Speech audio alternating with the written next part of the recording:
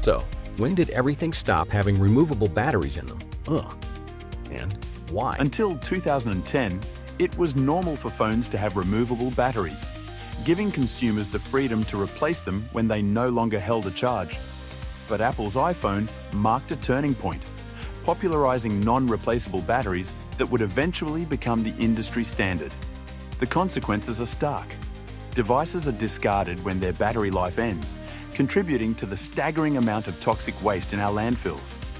Consumers are forced to purchase new devices, perpetuating a cycle of waste and expense. It's a trend that extends beyond phones to laptops and printers, where the cost of replacement parts often outweighs the cost of buying new. The result is a culture of disposability, driven by manufacturers' pursuit of profit over people and the planet. But there's hope on the horizon. By 2027, EU regulations will require phones to have easily replaceable batteries. Will this mandate spread to the US? Or will manufacturers find ways to circumvent it? The real question is, why do business owners show such disregard for their customers? Is it not possible to make a reasonable profit while creating products that last, meet safety and environmental standards, and respect the people who buy them?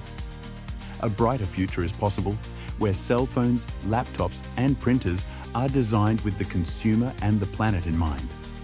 Imagine devices that use replaceable, longer-lasting batteries and are built to last for 7 years or more.